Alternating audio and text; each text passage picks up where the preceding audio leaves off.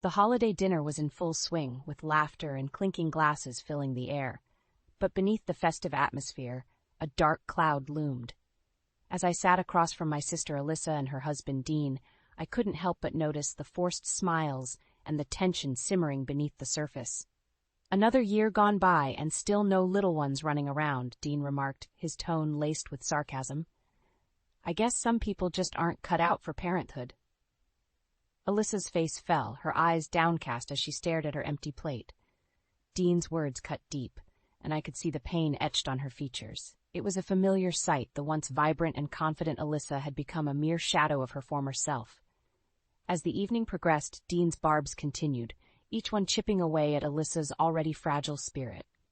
I watched helplessly, my own anger simmering beneath the surface. How could this man, who was supposed to love and cherish my sister, treat her with such cruelty? When the night finally drew to a close, I pulled Alyssa aside. "You don't deserve this," I whispered, my voice trembling with emotion. "He's not the man you think he is." Alyssa's eyes filled with tears, but she shook her head. "You don't understand," she mumbled, her voice barely audible. "He's all I have."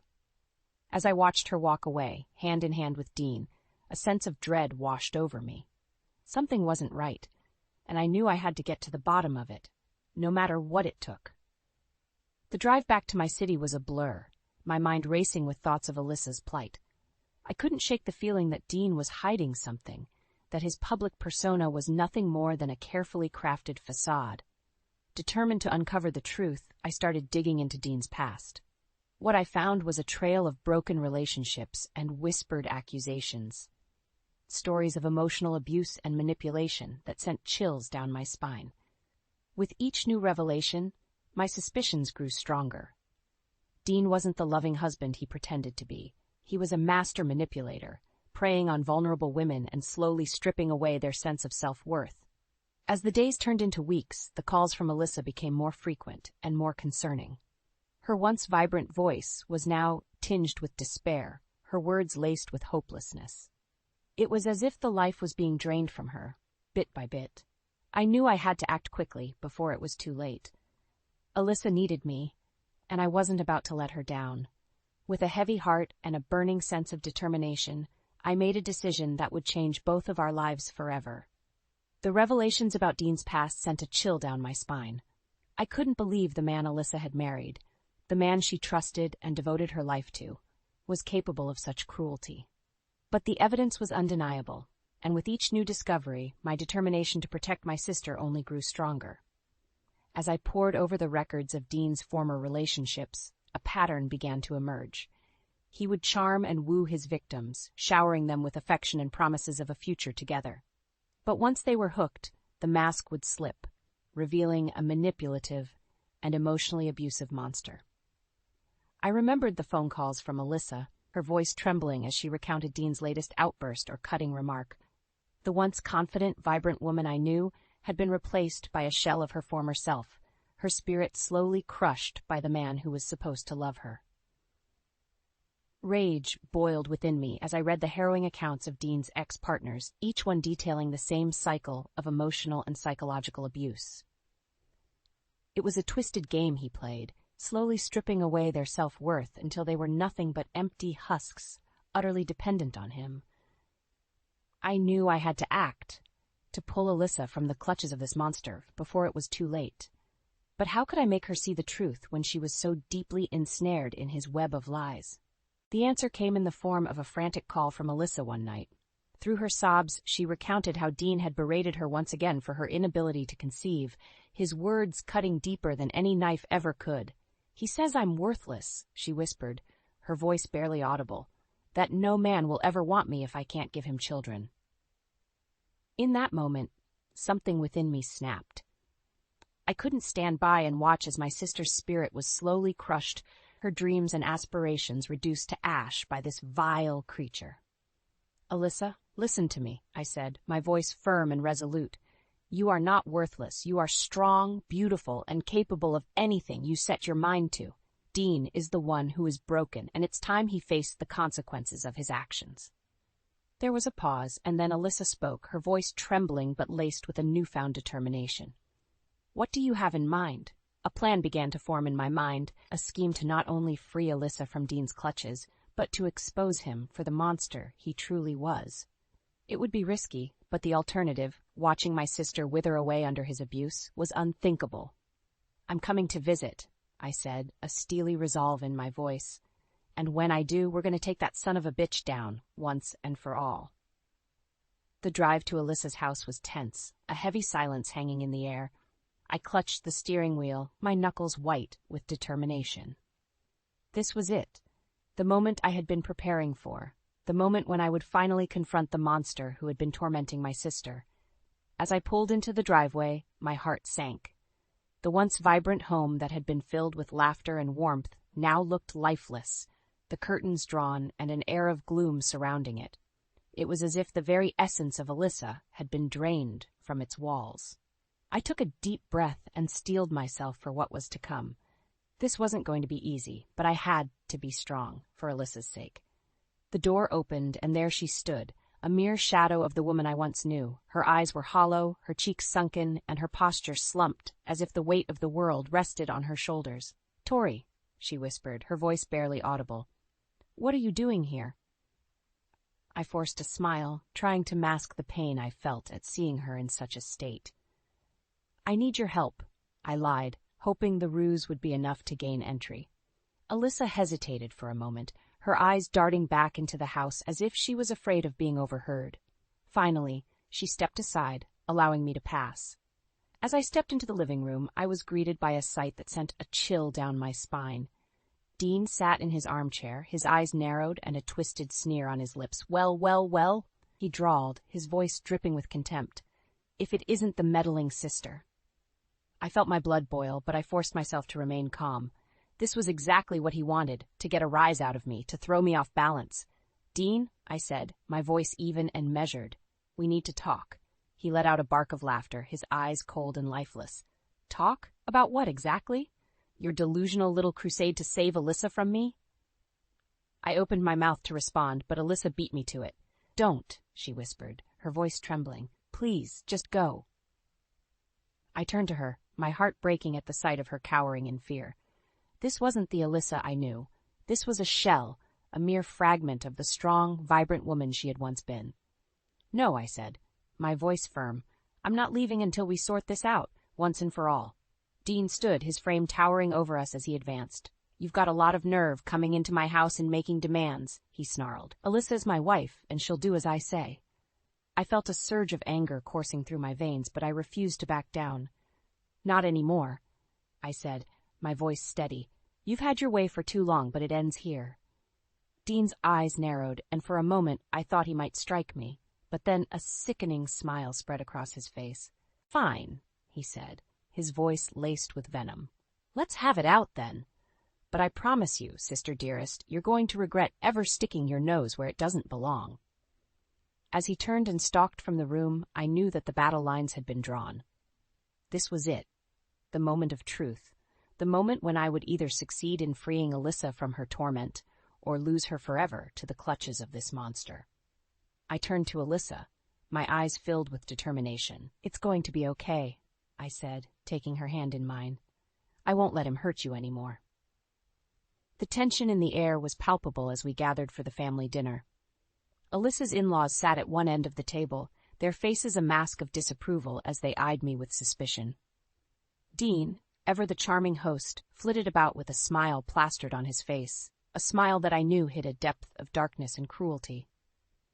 As the meal progressed, I could feel the weight of their stares, each one a silent accusation. They knew why I was here, and they were not happy about it, but I refused to back down, not after seeing the shell of a woman my sister had become.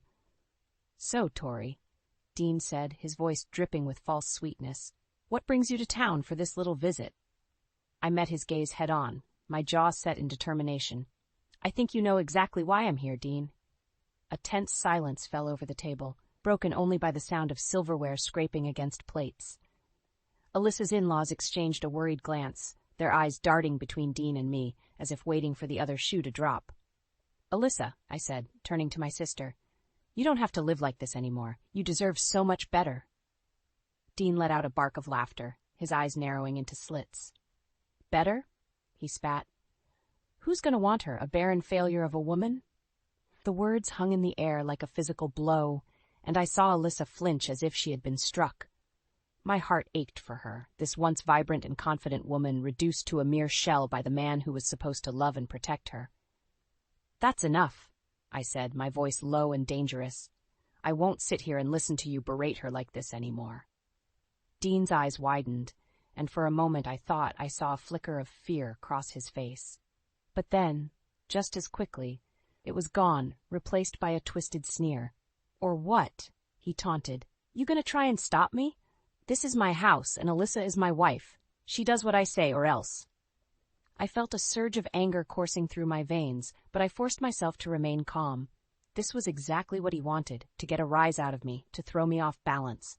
But I refused to play his game. Instead, I reached into my pocket and pulled out my phone, hitting the record button with a steady hand. Say that again, Dean, I said, my voice even and measured. Say it for the record. Dean's eyes narrowed, and for a moment I thought he might refuse. But then something shifted in his expression, a twisted sense of pride, a sick desire to flaunt his control. Alyssa is mine, he said, his voice low and menacing. She does what I say when I say it, or she'll be sorry. She's nothing without me, a worthless, barren failure. The words hung in the air, heavy and sickening. But then a sudden noise from the hallway made us all turn, and there stood Alyssa, her eyes wide and her face a mask of horror. Alyssa, Dean said, his voice a sickening blend of false sweetness and barely contained rage. How long have you been standing there? But Alyssa didn't respond. Instead, she turned to me, her eyes shining with a newfound fire, a spark of defiance that I hadn't seen in years. Play it back, she said, her voice trembling but resolute. I want to hear it again. And as the recording played, filling the room with Dean's vile words, I saw something shift in Alyssa's demeanor. The fear and uncertainty that had held her captive for so long began to melt away, replaced by a steely determination that set my heart soaring. This was it, the moment we had been waiting for, the moment when the tide would finally turn, and as Alyssa squared her shoulders and met Dean's gaze head-on, I knew that nothing would ever be the same again. The room was deathly silent, the tension thick enough to cut with a knife. Alyssa stood before Dean, her eyes blazing with a fire I hadn't seen in years, a fire that had been all but extinguished by his torrent of abuse and manipulation. Well, she said, her voice trembling but laced with a newfound strength. What do you have to say for yourself? Dean's face contorted into a mask of rage, his lips curling into a snarl. You ungrateful little... Enough, Alyssa's voice rang out, cutting him off mid-sentence. I'm done listening to your lies, your twisted words designed to break me down. She took a step forward, her shoulders squared and her chin held high. You thought you could control me, didn't you? That by belittling me, demeaning me, you could crush my spirit and make me dependent on you. Dean opened his mouth to speak, but Alyssa wasn't finished. Well, you were wrong. I am not the weak, worthless woman you tried to make me believe I was. I am strong, and I will not be your victim anymore. A hush fell over the room as Alyssa's words sank in. I could see the shocked expressions on her in-laws' faces, the realization dawning that the carefully constructed facade they had enabled was crumbling before their very eyes. Dean, however, was undeterred. He let out a cruel laugh, his eyes glinting with malice. You think you can just walk away? He sneered. You're nothing without me. Who's going to want a barren, washed-up failure like you? The words hit like a physical blow, and for a moment I saw Alyssa falter. But then something steely flickered in her eyes, and she squared her shoulders once more. That's where you're wrong, she said, her voice ringing with conviction. I am not defined by my ability to have children or by your twisted idea of what a woman should be. I am my own person, with my own hopes, dreams, and worth, and you can't take that away from me anymore. Dean's face contorted with rage, and for a terrifying moment I thought he might lash out physically. But before he could make a move, Alyssa's in-laws stepped forward, their expressions a mix of shame and resignation. Enough, Dean, his mother said, her voice trembling. We've enabled this for far too long. It ends now. Dean whirled on them, his eyes wide with disbelief. You're taking her side? He spat. After everything I've done for this family? But his father just shook his head. a weary sadness etched onto his features. "No, son, we're doing what we should have done a long time ago, stopping this before it goes any further." The realization seemed to hit Dean all at once, and I watched as the mask of control he had so carefully crafted began to slip. His shoulders slumped, his eyes darting around the room like a cornered animal. "You can't do this," he hissed, his voice laced with desperation. "I won't let you take her from me." But Alyssa simply shook her head, a small smile playing at the corners of her lips. "You don't get a say in this anymore, Dean. I'm taking back control of my life, and there's nothing you can do to stop me." And with those words, I knew that the tide had turned, that the nightmare we had been living was finally coming to an end. As Alyssa turned and walked towards me, her head held high, I felt a surge of pride and admiration. This was the Alyssa I knew and loved, the strong, resilient woman who had been buried beneath a mountain of abuse and manipulation, but who had finally found her way back to the surface. And as we embraced, tears of relief and joy streaming down our faces, I knew that nothing would ever be the same again. The road ahead would be long and difficult, but we would face it together. Two sisters, united in their strength and determination to overcome the darkness that had nearly consumed us. And as we walked out of that house, leaving Dean and his toxic web of lies behind, I knew that a new chapter was beginning, one filled with hope, healing, and the promise of a brighter future. The aftermath of Alyssa's confrontation with Dean was like a whirlwind. In the days that followed, we busied ourselves gathering evidence, bank statements, email trails, anything that could help build a case against him. As the truth of his manipulation and abuse came to light, the walls he had so carefully constructed around himself began to crumble. Friends and colleagues who had once sung his praises now turned their backs, their eyes open to the monster lurking beneath the charming facade. But Alyssa and I weren't content with simply exposing him. We wanted to bring him down, to strip him of everything he had used to maintain his twisted grip on power. It was during one of our late-night strategy sessions that the idea took root. Dean was scheduled to attend a high-profile charity event in a few months, an event that would be attended by some of the most influential people in his professional circle.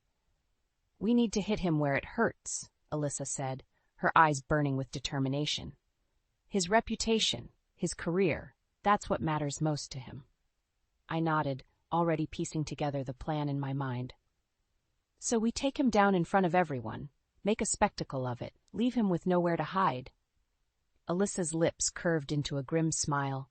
"Exactly. We'll pull back the curtain and show them all the truth. The real Dean, the one who manipulates and abuses without a shred of remorse." Over the next few weeks, we worked tirelessly, gathering testimonies from Dean's former victims, compiling evidence of his financial misdeeds, and crafting a bulletproof case against him.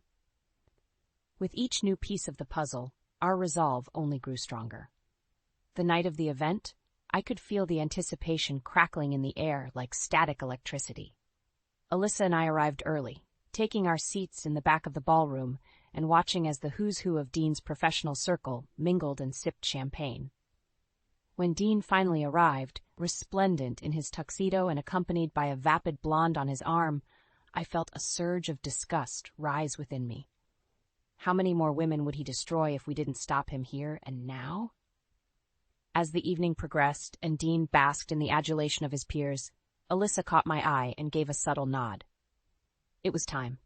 With a deep breath, I rose from my seat and made my way to the stage, ignoring the confused murmurs that rippled through the crowd.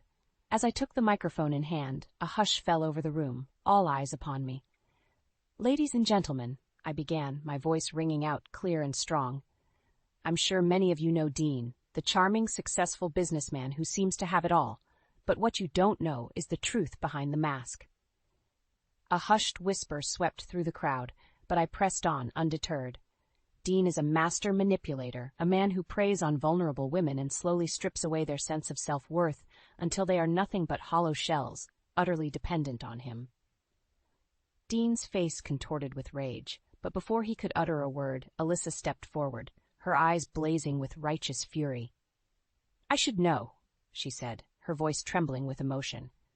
"For years I was his victim, enduring his abuse and manipulation, until I was little more than a shell of my former self." A gasp rippled through the crowd, and I could see the shock and disbelief etched onto the faces of Dean's colleagues and associates. "But we're not going to let him get away with it anymore," I said, my voice rising in intensity. "We have evidence, bank statements, emails, testimonies from his former victims, all of it painting a picture of a man who cares only for himself and who will stop at nothing to maintain his twisted grip on power." As the evidence began to roll, projected onto screens for all to see, the murmurs of disbelief turned to outraged cries. Dean's carefully cultivated image was unraveling before their very eyes, and there was nowhere for him to hide. When it was over, the room was deathly silent, the weight of the truth hanging heavy in the air. Dean stood alone, his face a mask of fury and desperation, as his colleagues and associates turned their backs on him one by one. In that moment, I knew that our mission had been accomplished. The monster had been unmasked, his true nature laid bare for all to see. And as Alyssa and I embraced, tears of relief and triumph streaming down our faces, I knew that we had not only reclaimed our own lives, but had struck a blow against the very forces of manipulation and abuse that had nearly consumed us. The road ahead would be long, but for the first time in years I felt a sense of hope, a belief that justice could be served, and that the shadows of deceit could be banished by the light of truth and resilience. The fallout from the charity event was swift and brutal. Within days, Dean's once sterling reputation lay in tatters, his professional and personal life crumbling around him. As the news of his misdeeds spread like wildfire, colleagues and associates who had once courted his favor now turned their backs, distancing themselves from the toxic whirlwind of scandal that had engulfed him. Clients fled in droves, unwilling to associate with a man whose true nature had been so publicly and humiliatingly exposed. Partnerships dissolved, deals crumbled, and suddenly the empire Dean had so carefully constructed was teetering on the brink of collapse.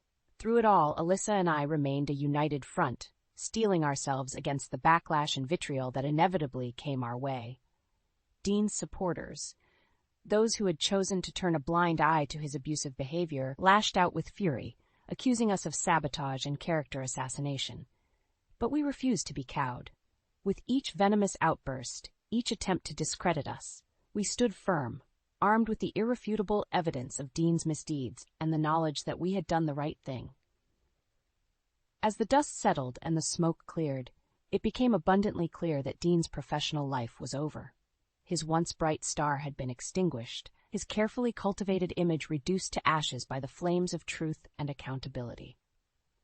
In the aftermath, Alyssa and I found ourselves inundated with messages of support and gratitude from those who had suffered at Dean's hands, former partners, colleagues, even strangers who had been touched by our story. It was a humbling reminder that our battle had been bigger than just ourselves, that we had struck a blow against the insidious forces of manipulation and abuse that plagued so many lives. But even as we basked in the warmth of that support, a new challenge loomed on the horizon, the legal battle that was sure to come. Dean, backed into a corner and desperate to salvage what little he had left, was preparing to fight back with everything he had. The lawyers he hired were sharks, ruthless and uncompromising, and they wasted no time in launching a barrage of accusations and counterclaims, painting us as vindictive schemers hell-bent on destroying an innocent man. But we were ready. Armed with the mountain of evidence we had so meticulously gathered, and bolstered by the testimonies of those who had suffered at Dean's hands, we met their attacks head-on, refusing to back down or be intimidated. The courtroom became our battleground, a stage upon which the true depths of Dean's depravity were laid bare. Day after day we presented our case, each piece of evidence a damning indictment of the man who had once held so much power over us. And as the days turned into weeks, something remarkable began to happen. The tide of public opinion, once so firmly in Dean's favor, began to shift. The carefully constructed facade he had hidden behind for so long crumbled under the weight of the truth, and suddenly the world could see him for what he truly was. A monster, a manipulator, a man who had preyed on the vulnerable and destroyed lives without a shred of remorse. In the end, the verdict was a resounding victory. Dean was stripped of his assets, his reputation in tatters, and faced with the prospect of starting over from scratch, a fitting punishment for a man who had built his empire on the broken dreams and shattered lives of those he had so callously exploited. As Alyssa and I emerged from the courthouse, hand in hand, we were greeted by a sea of supporters, their cheers and applause a testament to the power of truth and resilience in the face of adversity. In that moment, as we basked in the warm glow of vindication, I knew that our battle had been won, not just for ourselves, but for all those who had suffered at the hands of those who sought to manipulate and control. The shadows of deceit had been banished, replaced by the blinding light of justice and accountability. And as we looked towards the future, a new chapter beckoned, one filled with the promise of healing, growth, and the knowledge that no matter how dark the night may seem, the dawn will always break through, bringing with it the hope of a better tomorrow. In the aftermath of our courtroom victory, life seemed to move in a blur. The weight of Dean's oppressive presence had finally been lifted, and Alyssa and I found ourselves able to breathe freely for the first time in years. As the dust settled, Alyssa made the decision to file for divorce, severing the toxic ties that had bound her to that monster for far too long. The process was grueling, but with the evidence we had amassed and the public outcry against Dean's actions, the outcome was never in doubt. When the final decree was handed down, granting Alyssa not only her freedom, but a significant portion of Dean's assets as well, it felt like a weight had been lifted from our shoulders. Finally, after years of suffering and struggle, justice had been served. In the weeks and months that followed, Alyssa began to blossom once more, the vibrant, confident woman I had known and loved, slowly emerging from the shadows of her past trauma. It was a remarkable transformation to witness, a testament to the resilience of the human spirit and its ability to heal, even from the deepest of wounds. As for me, I found solace in the knowledge that our battle had not been fought in vain. The outpouring of support and gratitude from those who had suffered at the hands of abusers like Dean was overwhelming, a constant reminder that our actions had struck a blow against the very forces of manipulation and control that had nearly destroyed us. But even as we basked in the glow of our hard-won victory, a new challenge loomed on the horizon, the question of what came next. For years, our lives had been consumed by the battle against Dean, and now that the dust had settled, we found ourselves at a crossroads, unsure of which path to take. It was during one of our late-night conversations, as we sat on the porch sipping wine and watching the stars, that the answer finally came to us. "You know," Alyssa said, her voice thoughtful, "I've been thinking about starting my own business." I turned to her, intrigued. "Oh, what did you have in mind?" A smile played across her lips, and I could see the spark of determination in her eyes, the same spark that had seen us through our darkest days. "A wellness center," she said, her voice growing more animated with each word. "A place where women who have been through what we went through can come and find support, healing, and a community that understands what they're going through." As she spoke, I could see the vision taking shape, a haven, a sanctuary where those who had been broken by the cruelty of others could find the strength to pick up the pieces and rebuild their lives. "That's brilliant," I said, my heart swelling with pride.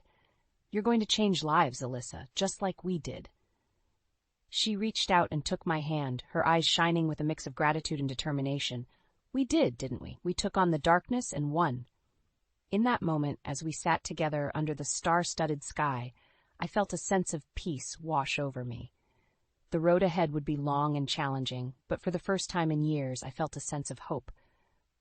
A belief that no matter how deep the shadows of deceit might run, they could always be banished by the light of truth, resilience, and the unbreakable bonds of sisterhood. As the months passed, Alyssa's dream slowly became a reality. With the settlement from Dean and an unwavering determination, she poured her heart and soul into creating a space that was equal parts sanctuary and empowerment center. And as the doors opened and the first wave of clients arrived, I knew that our journey had come full circle. We had faced the darkness head-on, stared it down, and emerged victorious. And now it was our turn to pay that victory forward, to help others find the strength and resilience that had carried us through our darkest days. Because in the end, that was the true legacy of our battle, not the downfall of one man, but the triumph of the human spirit over the forces of manipulation and abuse that sought to diminish it. It was a legacy of hope, of healing, and of the unbreakable bonds that could withstand even the deepest of storms. And as Alyssa and I stood side by side, watching the first clients walk through the doors of her center, I knew that our story was far from over.